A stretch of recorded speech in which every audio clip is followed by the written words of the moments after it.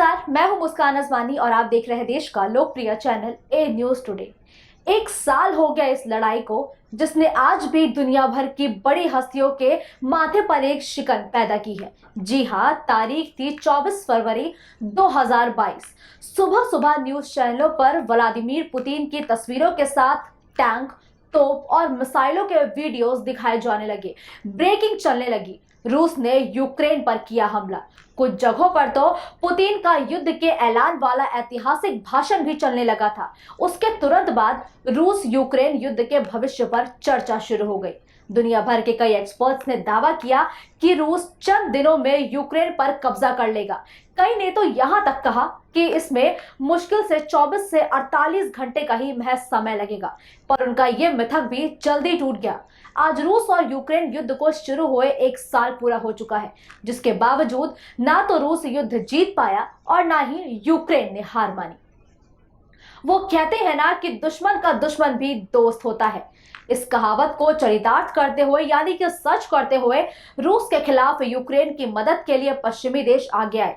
युद्ध के पहले महीने से ही तुर्की को छोड़ नाटो के हर एक देश ने यूक्रेन को हथियार तक सप्लाई किए। तुर्की ने युद्ध की शुरुआत के पहले ही यूक्रेन को अपना बॉयकास्ट टीवी ड्रोन 2 बेचा था। इस ड्रोन ने रूस को जबरदस्त नुकसान पहुंचाया है। America, Britain, France, Germany, Sweden, वही लातविया और नॉर्वे ने यूक्रेन को भारी मात्रा में हथियार दिए हैं। वहीं अमेरिका ने तो यूक्रेनी सैनिकों को अपने कई वेपन सिस्टम चलाने की ट्रेनिंग भी मुहैया करवाई है।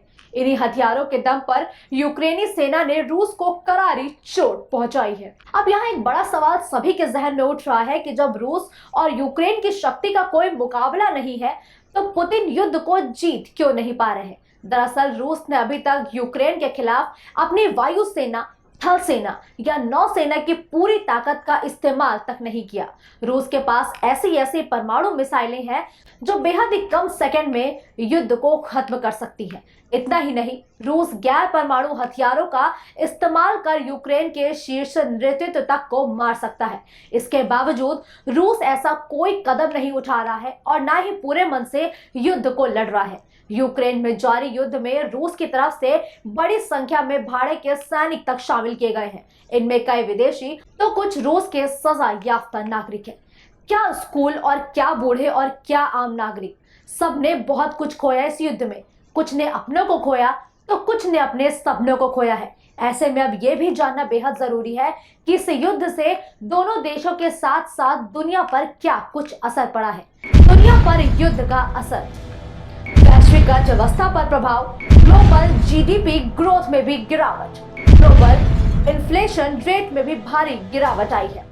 इस युद्ध में यूक्रेन पूरी तरह से तबाह हो गया, जिसके जख्म आज भी यूक्रेन लगातार सह रहा है। 365 दिन हो गए, लेकिन युद्ध खत्म होने का नाम नहीं ले रहा। और ये युद्ध कितना लंबा खींचेगा, ये तो वक्त ही बताएगा। लेकिन इस युद्ध ने पूरी दुनिया की चिंताओं को बढ़ा दिया है कि आखिर ये युद्ध और क्या कुछ करवट लेगा, ये देखने वाली बात होगी। लेकिन इस युद्ध में दोनों ही देशों ने काफी कुछ खोया है। ना जाने कितने लोगों ने अपने परिवारों को खोया, ना जाने कितने लोगों ने अपने घर के बच्चों को खोया और ना जाने कितने परिवार आपस में बिछड़ गए। कई परिवार ऐसे भी हैं जो यूक्रेन से पलायन कर चुके हैं। ऐसे में अब बड़ा सवाल है कि आखिर युद्ध और कितना लंबा चलेगा और दोनों देशों के लोगों को कितना नुकसान उठाना पड़ेगा और आखिर कितने परिवारों को अपने से दूर होकर रहना पड़ेगा। हमारी आज की इस रिपोर्ट में फिलहाल के लिए इतना ही। आप देखते रहिए ए न्यूज टुडे।